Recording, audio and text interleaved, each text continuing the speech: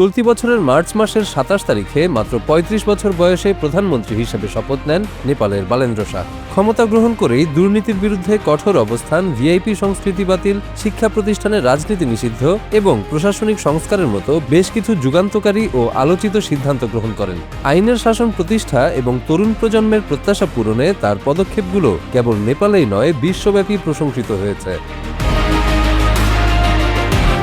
নেপালের আগের সরকারকে উৎখাত করতে যারা গণঅভ্যুত্থানে নেতৃত্ব দিয়েছিলেন তাদের বড় একটি অংশ সরকারের বিভিন্ন পদে নিয়োগ পেয়েছিলেন, কিন্তু নির্বাচিত হয়ে এসে দুর্নীতির অভিযোগে নিজ সরকারের গুরুত্বপূর্ণ পদে থাকা সেই জেনজিদের অনেকের নিয়োগই তিনি বাতিল করেন এবং সাবেক প্রধানমন্ত্রী সহ প্রভাবশালী ব্যক্তিদের বিরুদ্ধে তদন্ত শুরু করেছেন।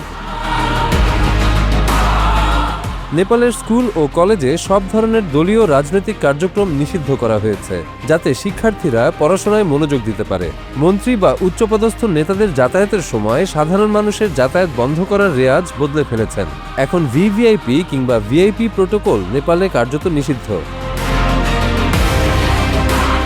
অবৈধভাবে অতিরিক্ত ফি আদায়কারী বেসরকারি স্কুলগুলোকে সেই অর্থ ফেরত দেওয়ার নির্দেশ দেওয়া হয়েছে, যা মধ্যবিত্ত নেপালিদের ভূয়সী প্রশংসা কুড়াচ্ছে। সরকারি ও বেসরকারি হাসপাতালের একটি বড় অংশের সেবা দরিদ্র ও সাধারণ মানুষের জন্য বিনামূল্যে ব্যবহারের সুযোগ করে দেওয়া হয়েছে। প্রয়োজন বোধে মন্ত্রী বা এমপিদের গাড়ি থামিয়ে তল্লাশি করার ক্ষমতা ট্রাফিক পুলিশকে দেওয়া হয়েছে। নেপালের শ্রম, কর্মসংস্থান ও সামাজিক নিরাপত্তা মন্ত্রী দীপক কুমার শাহকে তার পদ থেকে বরখাস্ত করা হয়েছে। দলীয় শৃঙ্খলা ভঙ্গের দায়ে রাষ্ট্রীয় স্বতন্ত্র পার্টির সুপারিশের ভিত্তিতে গত ৯ এপ্রিল প্রধানমন্ত্রী বালেন্দ্র শাহ এই সিদ্ধান্ত গ্রহণ করেন। আরএসপি চেয়ারম্যান রবি লামিসানে দলের কেন্দ্রীয় শৃঙ্খলা কমিশনের প্রতিবেদনের উপর ভিত্তি করে আনুষ্ঠানিকভাবে প্রধানমন্ত্রীকে এই পদক্ষেপ নেওয়ার অনুরোধ জানিয়েছিলেন। মন্ত্রী দীপক কুমার শাহ ক্ষমতার অপব্যবহার করেছেন বলে কমিশনের তদন্তে উঠে এসেছে।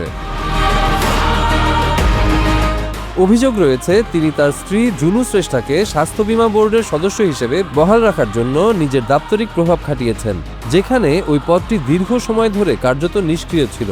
এই কর্মকাণ্ড দলের নীতি, আদর্শ ও ভাবমূর্তিকে চরমভাবে ক্ষুণ্ণ করেছে বলে মনে করছে দলটি। নেপালের প্রধানমন্ত্রীর কার্যালয় নিশ্চিত করেছে যে দলের সুপারিশ অনুযায়ী দীপক কুমার শাহকে মন্ত্রিত্ব থেকে অব্যাহতি দেওয়া হয়েছে।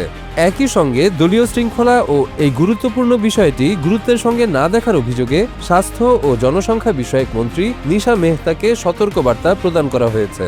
মূলত দলের স্বচ্ছতা ও সুশাসন নিশ্চিত করার লক্ষ্যে নেপালের বর্তমান সরকার এই কঠোর সিদ্ধান্ত নিয়েছে। নেপালের রাজনৈতিক অঙ্গনে এক অভূতপূর্ব পরিবর্তন লক্ষ্য করা যাচ্ছে।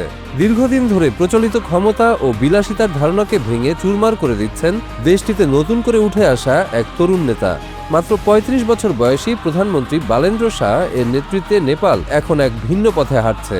তার সাহসী ও জনবান্ধব সিদ্ধান্তগুলো পুরো দক্ষিণ এশিয়ার প্রচলিত রাজনীতিকে চ্যালেঞ্জ ছুড়ে দিয়েছে বলে মনে করছেন বিশ্লেষকরা। বালেন্দ্র শাহ দুর্নীতির বিরুদ্ধে কঠোর অবস্থান নিয়েছেন।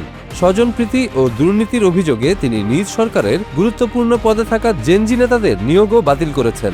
সাবেক প্রধানমন্ত্রী সহ একাধিক প্রভাবশালী ব্যক্তির বিরুদ্ধে দুর্নীতির তদন্ত শুরু হয়েছে এবং অনেককে গ্রেপ্তারও করা হয়েছে।